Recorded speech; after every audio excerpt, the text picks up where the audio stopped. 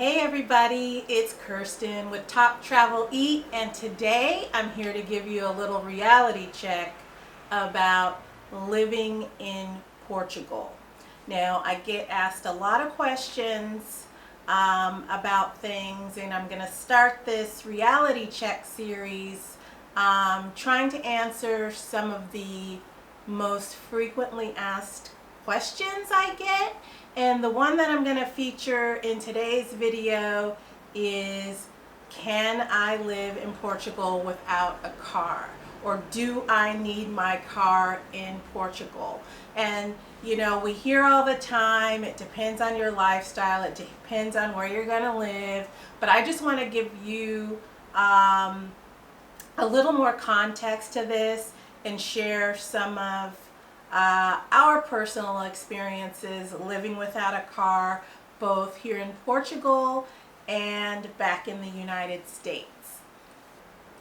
Now, I also want to say that in doing these videos, I'm talking about our personal experiences because that's what I know.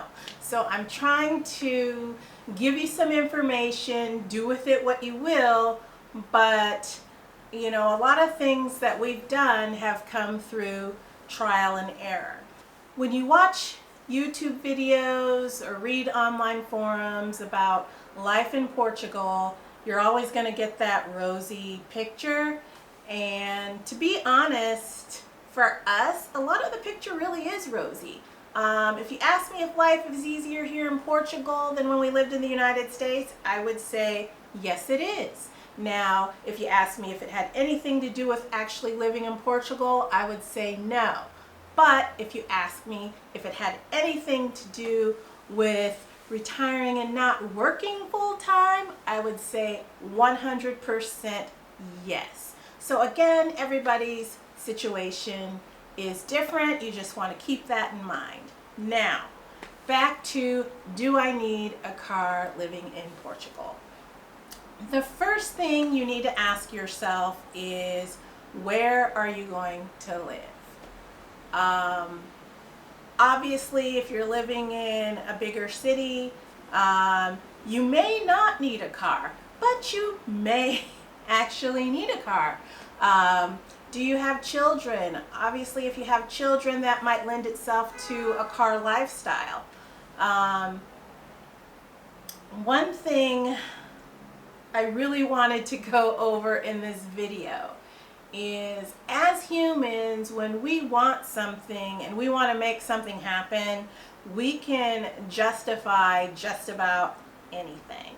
And we like to romanticize the idea about moving to Portugal, and some things that might seem like minor inconveniences, we can justify them thinking they won't be that big of an inconvenience when we're actually doing them.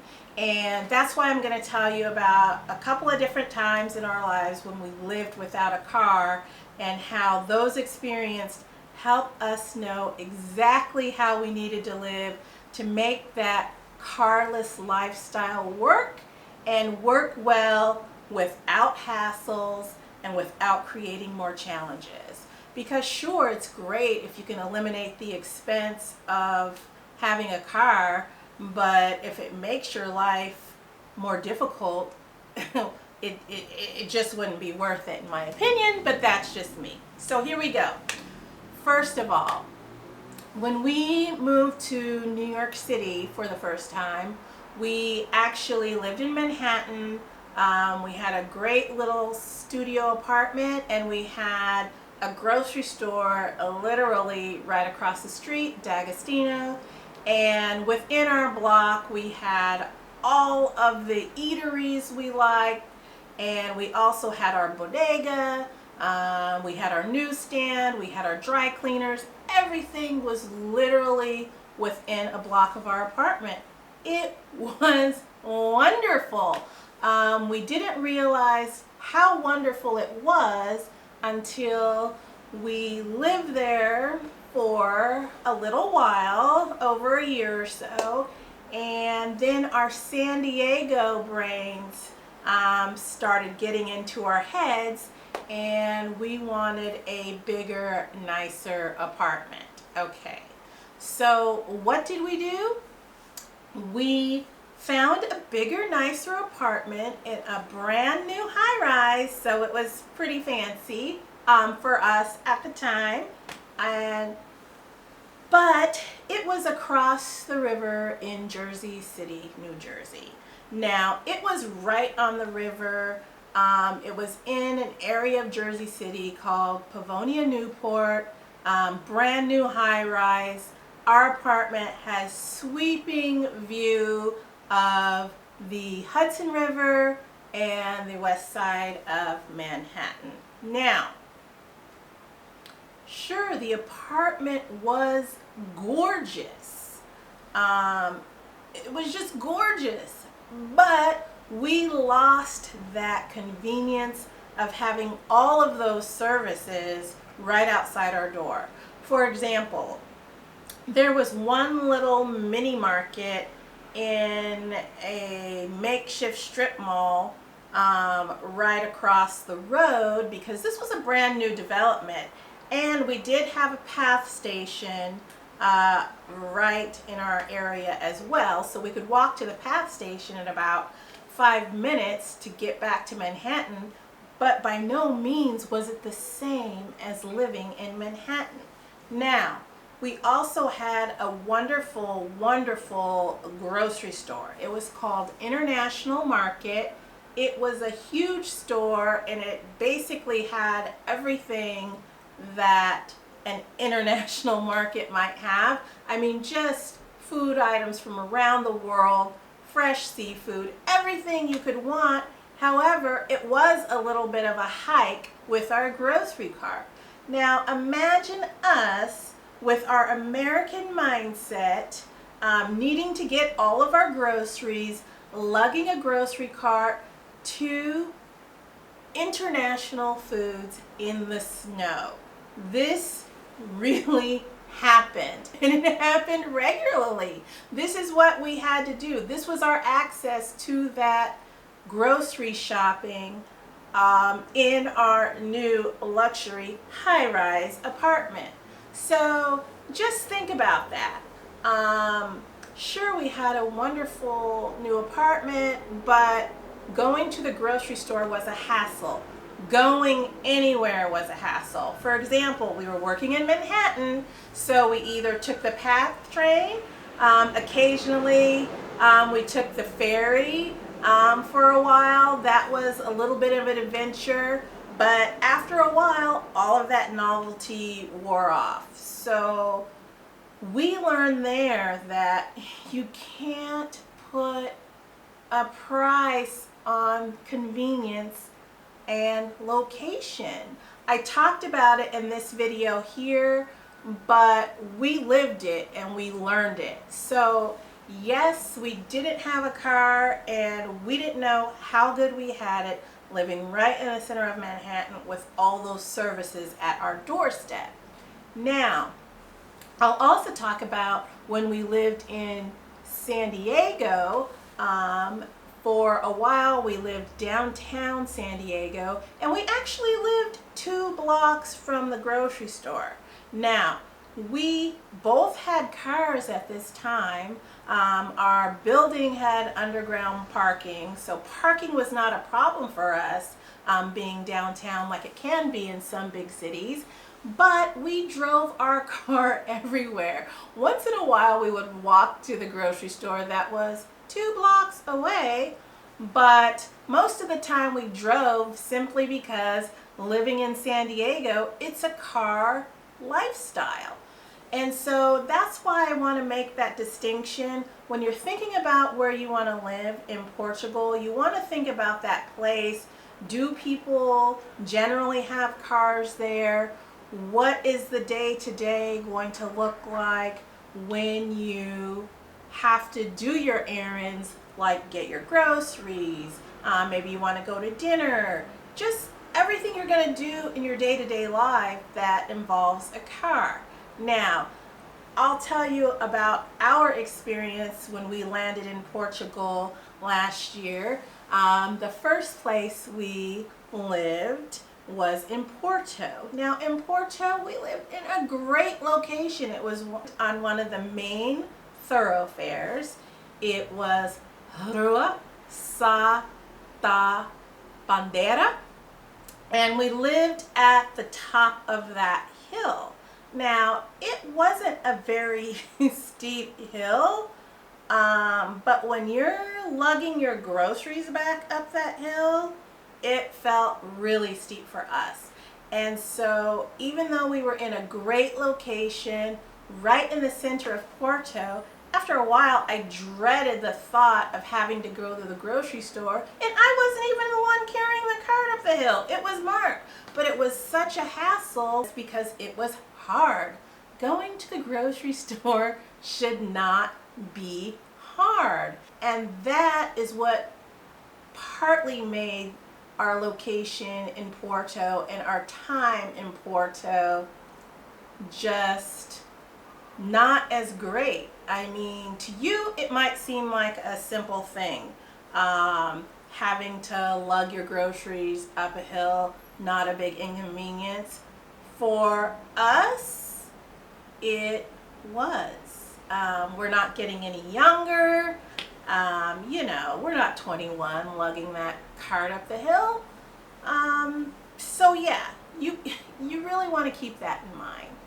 And what you also want to keep in mind is the location you're going to car dependent, but you're thinking you can make it not car dependent.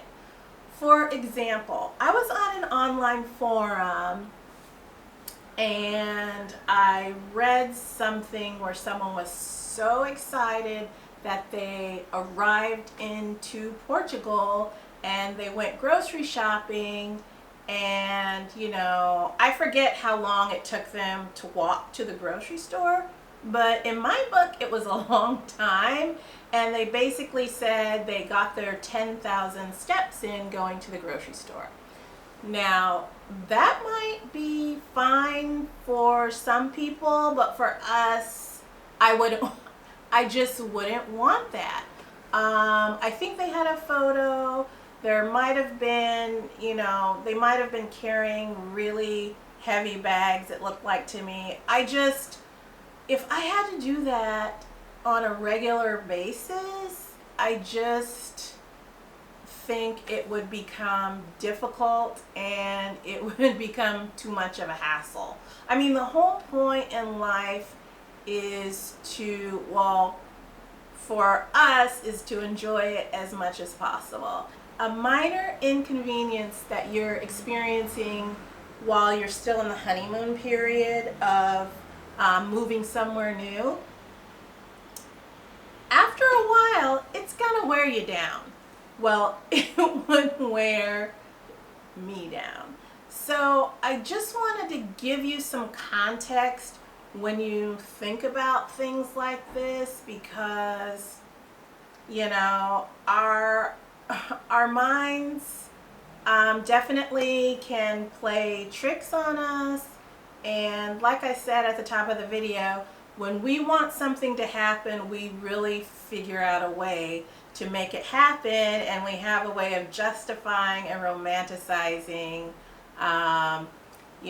just simple ideas, or making things seem insignificant when in reality it's a little different. So you really want to think about that.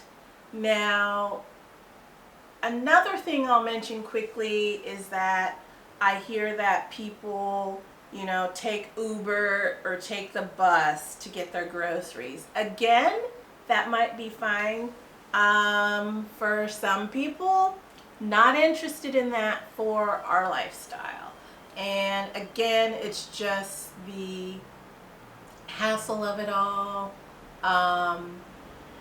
So you really want to think about where you're thinking about living, and if you're still in another country and thinking about moving over here, maybe you can start practicing and see how that works for you. What do I mean by that? Maybe live your life for a weekend without using your car. Maybe take your Uber to do your errands.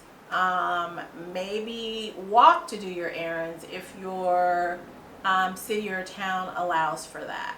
I just think it's really important, if you haven't lived carless, to actually maybe figure out how to try it in your day-to-day life now, to see if it's something you can transition to. Because moving to another country is stressful enough, and when you start building in all these new habits that you're not really familiar with, it just adds a lot of stress and anxiety to the entire situation.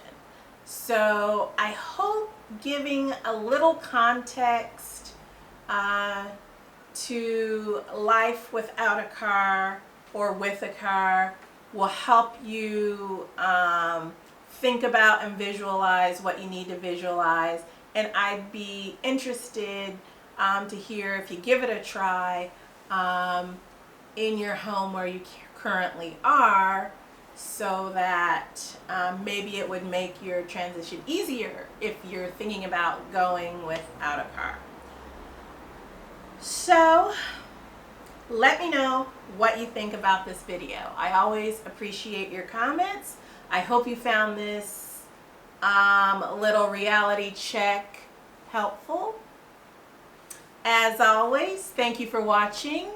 If you like this video, go ahead and hit the like button.